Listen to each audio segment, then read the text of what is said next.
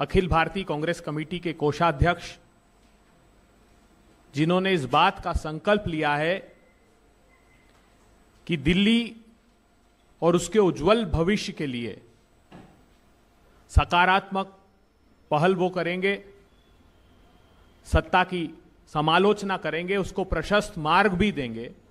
आज एक बेहद चौंकाने वाला, पैरों के तले से जमीन खसकाने वाला, दिल को द्रवित कर देने वाला खुलासा अजय माकन जी हम सब लोगों के बीच करने वाले हैं।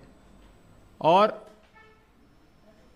मैं आग्रह करता हूं अजय माकन साहब से कि आज के आपके पाप की कड़ी की चौथी जो श्रृंखला है, उस पर आप सब लोगों के सम्मुख उसका प्रकाश डालें।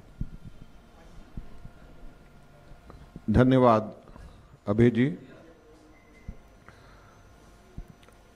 हो गया सब लोगों के?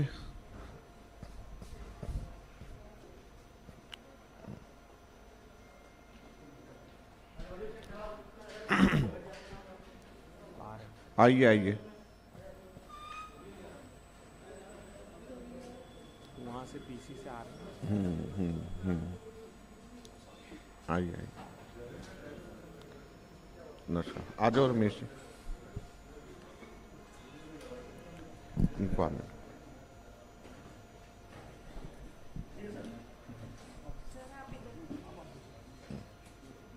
इनको आने।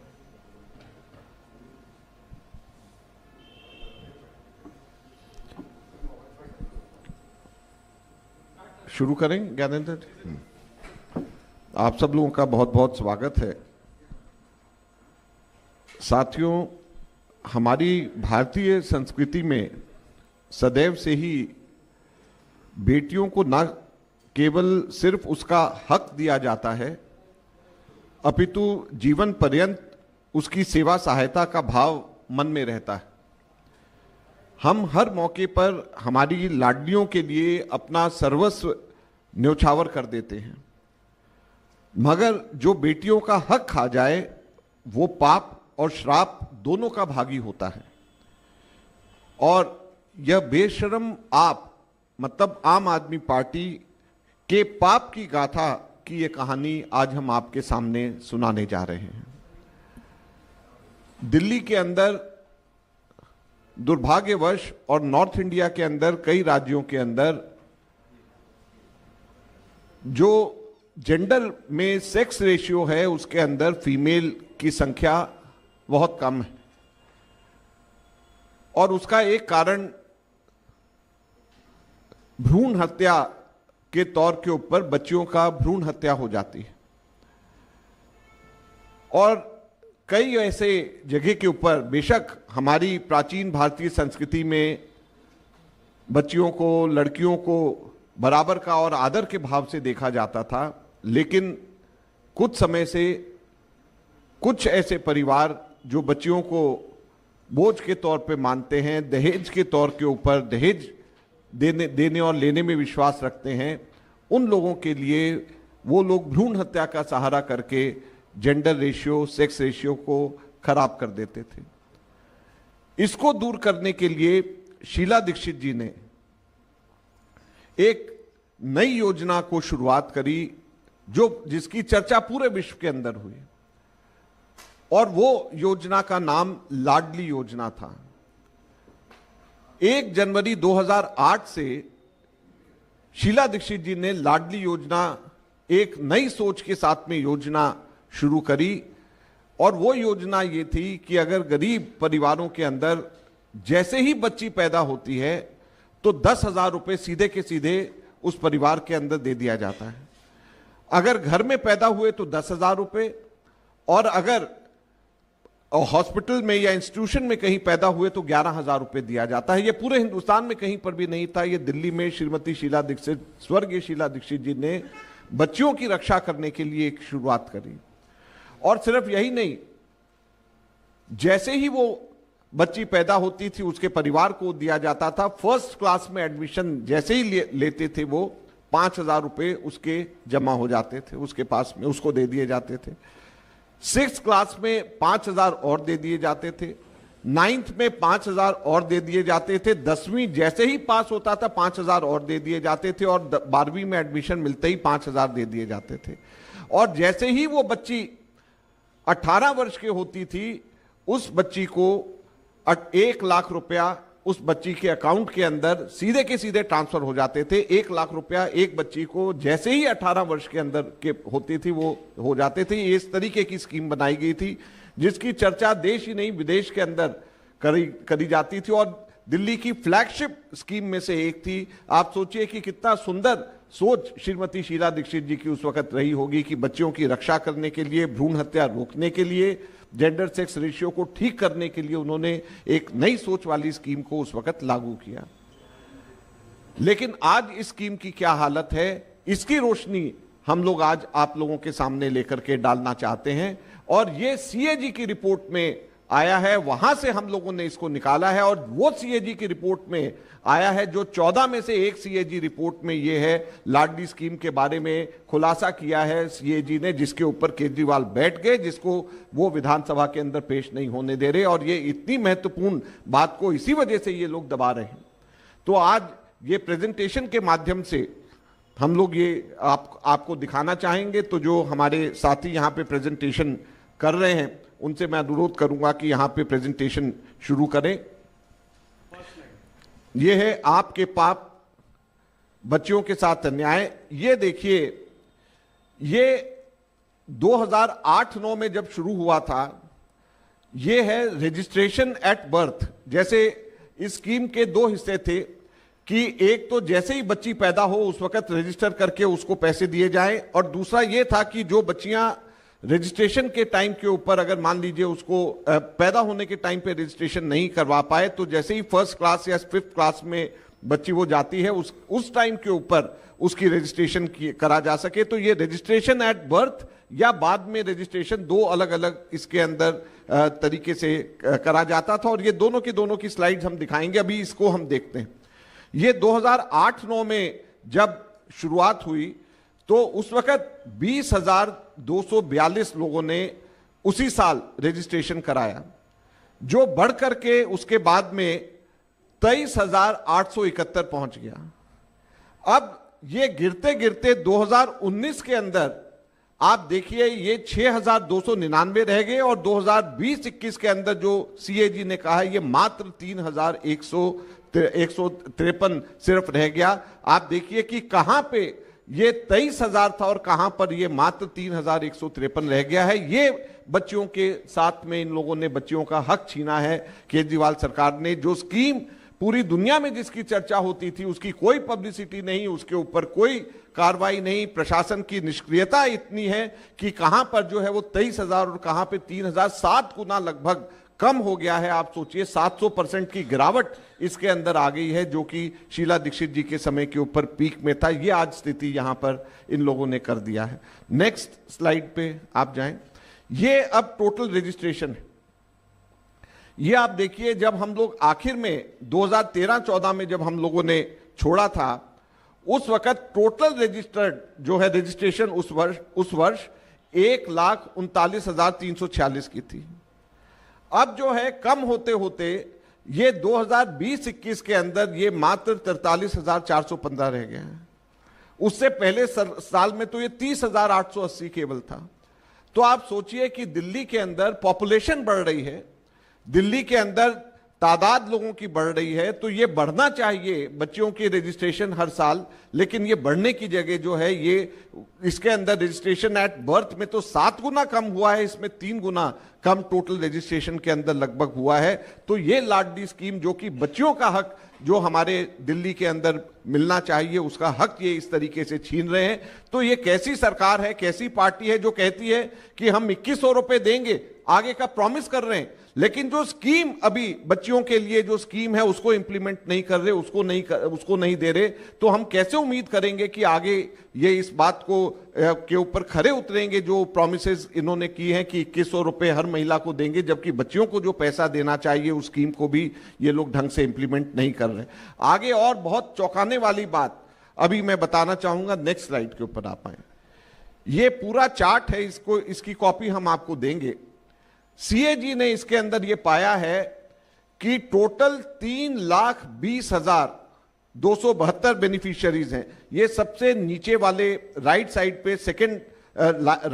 पे सेकंड लास्ट कॉलम में सबसे लास्ट वाले रो पे देखिए, ये टोटल बेनिफिशियरीज 3,20,272 हैं। इनके 618 करोड़ रुपया पड़ा हुआ है सरकार के पास में और ये इनसे डिस्ट्रीब्यूट नहीं हो पा रहा है। ये इन्होंने किसी ना किसी बहाने बच्चियों को 3,20,000 बच्चियों के पैसे सरकार के SBIL जो स्टेट बैंक की इंश्योरेंस लिमिटेड है, जिसमें वो पैसा जमा हो जाता था जैसे ही बच्चा पैदा होता था, तो आप सोचिए सरकार के 3,20,000 बच्चियों के पैसे उन्होंने स्टेट बैंक के इंश्योरेंस लिमिटेड में, जो कंपनी है जिसने इन बच्चों को पैसा देना है, उसके अंदर पैसे जमा है 3,20,000 बच्चियों के, और उसके अंदर जो है वो पैसे उनको नहीं दिए जा रहे। जो CAG ने कहा है कि उन्होंने इस चीज को एनालाइज किया कि दिसंबर 2022 में 8,84,000 बेनिफिशियरीज हैं टोटल। उस 8,84,000 एक्टिव बेनिफिशियरीज में से 3,20,000 बेनिफिशियरीज को पैसा नहीं दिया जा रहा, वो लोगों का टाइम खत्म हो गया और 618 करोड़ रुपए पड़े हैं। इसमें जो सबसे ऊपर वाला आप रो देखिए, हैरानी की बात यह है कि इसमें बेनिफिशियरीज जो हैं कौन कौन से हैं। ऐसे बेनिफिशियरीज हैं जो 18 से 20 साल के हैं, ऐसे बेनिफिशियरीज हैं जो 21 से 25 हैं, और लास्ट कॉलम है उसका जो 26 साल से भी ऊपर के बेनिफिशियरीज हैं। 18 साल की उम्र के बाद में पैसा मिल जाना चाहिए बच्चियों को, लेकिन 26 से भी ऊपर साल के बच्चियां हैं जिनको अभी तक के पैसा नहीं मिला है। उनका पैसा पड़ा हुआ है लेकिन सरकार के द्वारा उनको दिया नहीं जा रहा है।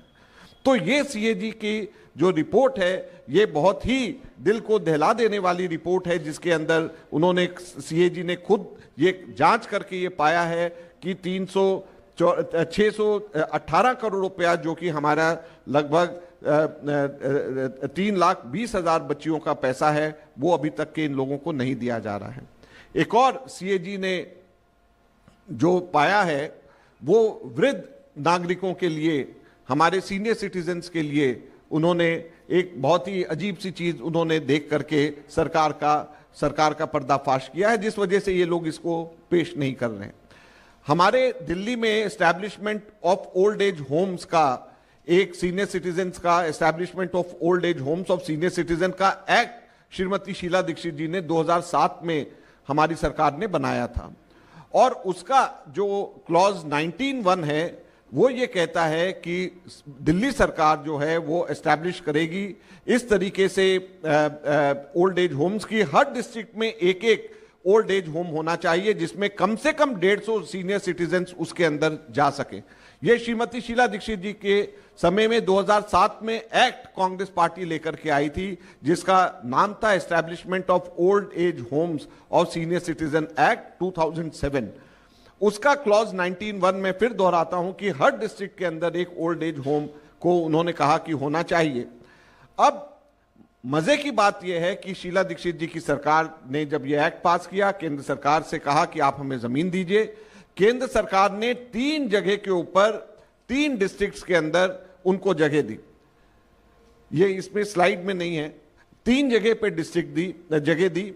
एक सरिता विहार में 780 स्क्वायर मीटर का 26 जुलाई 2013 को DDA ने जमीन दी डिपार्टमेंट को, और दूसरा 2 बीघा 10 बिस्वा छतरपुर के अंदर दिया गया, वहां पर ग्राम पंचायत के द्वारा दी गई डिपार्टमेंट को, और तीसरा 1009 स्क्वायर मीटर गीता कॉलोनी के अंदर DDA ने दी। ये तीनों के तीनों का पोजीशन ले दिया गया, और ये तीनों के तीनों मई, जून, जुलाई 2013 में दिए गए, जब दिल्ली के अंदर कांग्रेस की सरकार राष्ट्र स्तर पे थी और दिल्ली के अंदर भी कांग्रेस की सरकार शीला दीक्षित जी की थी।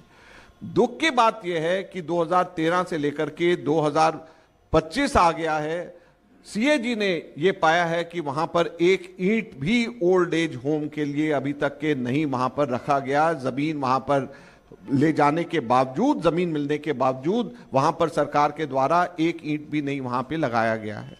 तो किस तरीके की यह सरकार है, बड़ी हैरानी और दुख की बात यह है कि जब ओल्ड एज होम का एक्ट हम लोगों ने 2007 में बना करके पास करा हुआ है, जमीन केंद्र सरकार से हम लोगों ने तीन जो है खाली प्लॉट्स लेकर के वहां पर हम लोगों ने दिए हुए हैं। तीनों के तीनों प्लॉट्स कांग्रेस के शासन काल के दौरान, जब केंद्र के अंदर हमारी सरकार थी, दिल्ली में हमारी सरकार थी, लेकर के दी गई, और वहां पर एक ईंट भी ये लोग old age home senior citizens के लिए नहीं लगा पाए हैं। तो कितने शर्म की बात है कि किस प्रकार से ये सरकार अपने आप को सोशल वेलफेयर सरकार कहती है, जबकि हाथ में आई हुई जमीन भी और पैसा भी, रिसोर्सेज होने के बावजूद भी वहां पर इनकी इच्छा शक्ति नहीं है कि हम लोग ये काम कर सकें। और अगर ये बात को आप जोड़ करके देखें, जैसे मैंने उस दिन सीएजी की रिपोर्ट जो हेल्थ के बारे में कहा कि 2007 से लेकर के 2015 के बीच में 15 हॉस्पिटल्स और डिस्पेंसरीज की जगह डीडीए ने और केंद्र सरकार ने दिल्ली सरकार को दिया 15, और उसमें से भी एक भी जगह के ऊपर ये लोग काम नहीं कर पाए, जो 2007 से 2015 के बीच में जगह खाली दी गई। तो ये दुख की बात यह है कि ये केवल और केवल अपनी पब्लिसिटी करने के सरकार उस चक्कर में रहती है। लाडली योजना जो एक बहुत ही बेहतरीन योजना थी बच्चियों के लिए, उसको ये लोग किस तरीके से उन लोगों ने उसको डाउन द हिल, अगर आप ग्राफ देखें वाकई डाउन द हिल जाते हुए नजर आता है, उसको वहां तक उन्होंने पहुंचा दिया। जो बच्चियों के पैसे जो हैं 3,20,000 बच्चियों के पैसे दबा करके बैठे हुए हैं, 600 से भी ज्यादा करोड़ रुपए वो उनको इनसे नहीं दिए जा रहे हैं। यहां पे ओल्ड एज होम के लिए 3 ओल्ड एज होम की जगह डीडीए ने दी हुई है, उसका कब्जा इनके पास में है, लेकिन वहां पे ओल्ड एज होम नहीं बनाया जा रहा है इनसे, जबकि एक्ट भी शीला दीक्षित जी की सरकार बना करके चली गई वहां पे। तो ये दुख की बात यह है कि ये केवल और केवल आगे वायदे करते हैं, जो पुराने काम है उसके ऊपर इन्होंने जरा सा भी काम नहीं किया। और दिल्ली की जनता को हम आप लोगों के माध्यम से बताना चाहते हैं कि ऐसे लोगों से बच के रहना चाहिए, जो लोग केवल और केवल झूठी बातें करते हैं और जो काम करना होता है उसमें कहीं पर भी काम नहीं करते हैं। धन्यवाद।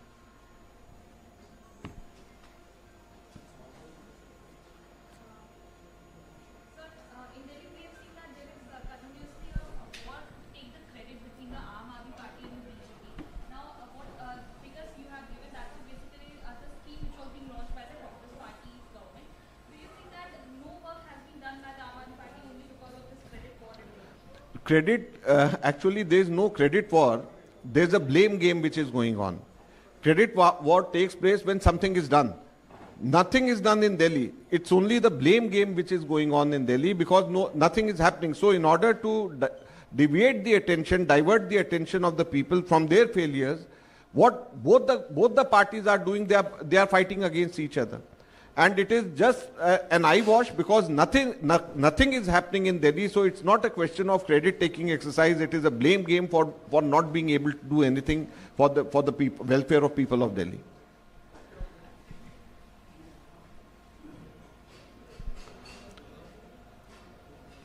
जी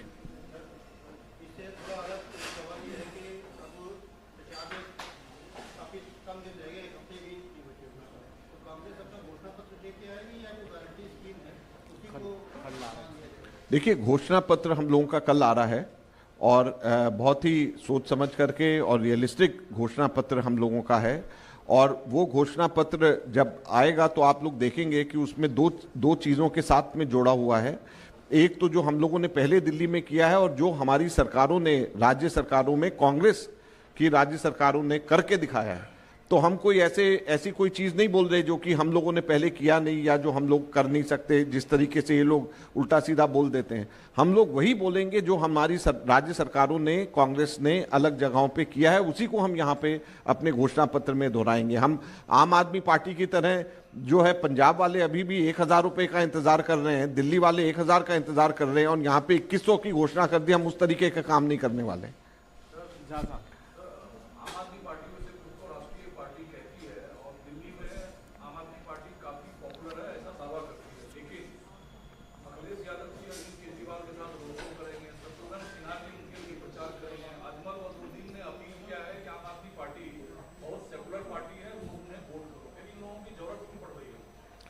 बिल्कुल, देखिए, मेन मैं उसके ऊपर नहीं कहूँगा। मेन बात हमारा इसके बारे में सीधे सीधे ये कहना है कि कांग्रेस पार्टी नेशनल पार्टी है, सही मायने में क्यों, जो बीजेपी का मुकाबला कर सकती है। हमारे लोकसभा में 100 हमारे लोकसभा के अंदर मेंबर्स हैं।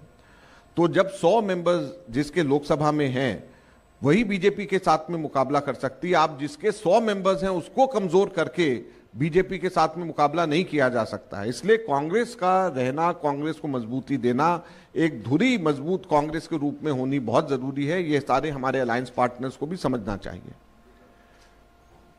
हाँ संजीव जी, आपने अभी ब्लेम गेम की बात की, तो क्या आपको लगता है यमुना के साथ भी यही हो रहा है? कल फिर केजरीवाल ने शगुफा छोड़ दिया कि उसमें जहर मिला दिया। देखिए ये अटेंशन सीकर हैं और ऐसा जानबूझ करके कुछ बात करते हैं जिससे सारा ध्यान इनके ऊपर आए। लेकिन जो इन्होंने बात कही है बड़ी गंभीर बात है। अगर तो वाकई हरियाणा सरकार ने उसमें जहर मिलाया है तो उसके ऊपर कार्रवाई होनी चाहिए, एफआईआर दर्ज होना चाहिए, क्योंकि ये बहुत ही सीरियस मैटर है और इसमें जांच होनी चाहिए। लेकिन अगर नहीं मिलाया है तो ये अफवाह जो केजरीवाल फैला रहे हैं ये भी बहुत सीरियस मैटर है। जब हमारा इंडिया पाकिस्तान का वॉर जब होता है या जब दो मुल्क आपस में जब युद्ध में जाते हैं, जब इसी तरीके की अफवाहें फैलती हैं, अगर आप लोग, हमारे तो बचपन के दिनों में हमें याद है, लोग कहते थे कि भी ये पानी में जहर पाकिस्तान ने मिला दिया या ये हो गया वो हो गया, तो ये उस समय के इस तरीके के शगुफे और इस तरीके की अफवाहें फैलाई जाती हैं। तो जब मैं कहता हूं कि केजरीवाल एंटी नेशनल हैं, अगर ये बात अफवाह है, अगर ये बात झूठ है, तो वाकई में केजरीवाल एंटी नेशनल है।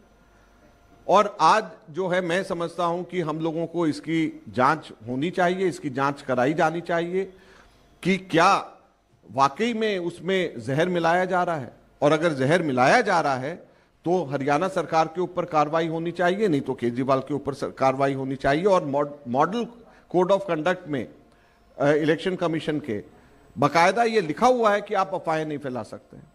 तो हमारे आज जो लीगल टीम है ये इलेक्शन कमीशन के पास में जा रही है और कह रही है कि एफआईआर दर्ज कराई जाए दोनों के ऊपर में से किसी एक के ऊपर, या तो बीजेपी के ऊपर, हरियाणा सरकार के ऊपर कि वो जहर मिला रहे हैं, या केजरीवाल के ऊपर कि वो अफवाह फैला रहे हैं। दोनों में से एक आदमी तो दोषी है।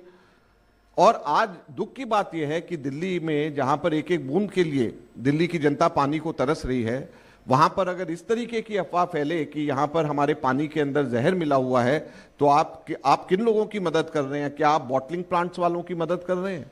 क्या आप जो है पानी जो बॉटल वाटर्स जो आते हैं, क्या आप उन लोगों की डायरेक्टली इनडायरेक्टली मदद कर रहे हैं?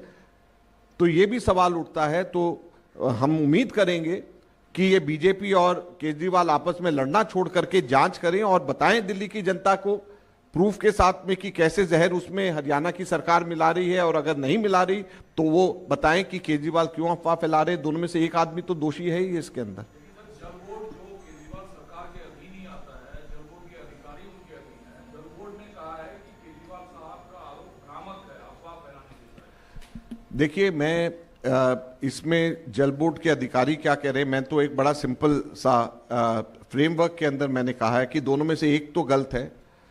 या तो हरियाणा सरकार जहर मिला रही है तो हरियाणा